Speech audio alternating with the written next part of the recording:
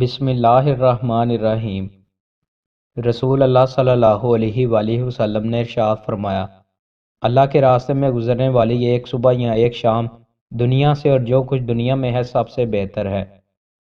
رسول اللہ صلی اللہ علیہ وآلہ وسلم نے ارشاد فرمایا، بندہ سجدے کی حالت میں اپنے رب کے انتہائی قریب ہوتا ہے، پس سجدے کی حالت میں زیادہ دعائیں کرو۔ رسول اللہ صلی اللہ علیہ وآلہ وسلم نے ارشاد فرمایا، اللہ کے راستے میں جہاد کرنے والے شخص کا اللہ تعالیٰ ضامن ہے، یا تو اسے اپنی رحمت و مغفرت میں ڈانپ لے یا ثواب اور مال غنیمت کے ساتھ اسے گھر واپس کرے۔ اللہ کے راستے میں جہاد کرنے والے کی مثال نہ تھکنے والے صائم تہجد گزار کی ہے، یہاں تک کہ وہ مجاہد گھر لوٹ آئے۔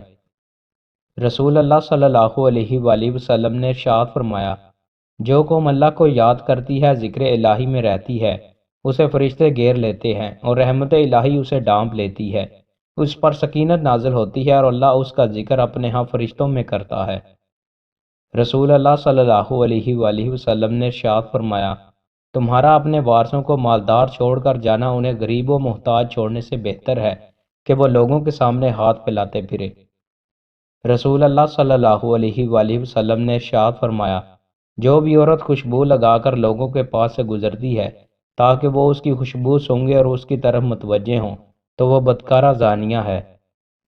رسول اللہ صلی اللہ علیہ وآلہ وسلم نے ارشاد فرمایا، طاقتور مومن اللہ کے نزدیک کمزور مومن کی نسبت بہتر اور زیادہ محبوب ہے، جبکہ خیر دونوں میں موجود ہے۔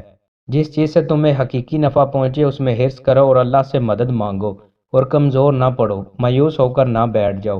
اگر تمہیں کوئی نقصان پہنچے تو یہ نہ کہو کاش میں اس طرح کرتا تو ایسا ہوتا، بلکہ یہ کہو یہ اللہ کی تقدیر ہے، وہ جو چاہتا ہے کرتا ہے، اس لیے کہ حسرت کرتے ہوئے کاش کہنا شیطان کے عمل کے دروازے کو کھول دیتا ہے۔ رسول اللہ صلی اللہ علیہ وآلہ وسلم نے ارشاد فرمایا، نکاح میرا طریقہ ہے اور جو شخص میرے طریقے پر عمل نہیں کرتا اس کا مجھ سے تعلق نہیں۔ شادیاں کیا کرو کیونکہ میں تمہاری کثرت کی بنا پر دوسری امتوں پر فخر کروں گا۔ جو مالی طور پر استطاعت رکھتا ہو وہ ضرور نکاح کرے، اور جسے رشتہ نہ ملے وہ روزے رکھا کرے، کیونکہ روزہ خواہش کو کچل دیتا ہے۔ معمولی سمجھے جانے والے گناہ۔ ام المومنین حضرت عائشہ رضی اللہ تعالی عنہا سے روایت ہے، انہوں نے فرمایا، رسول اللہ صلی اللہ علیہ وآلہ وسلم نے مجھ سے فرمایا، اے عائشہ، معمولی سمجھے جانے والے گناہوں سے بچنا، اللہ کے ہاں ان کا بھی مواخذہ ہوگا۔ دوستوں، مزید اچھی ویڈیوز کے لیے ہمارے چینل کو سبسکرائب لازمی کریں۔ بہت شکریہ۔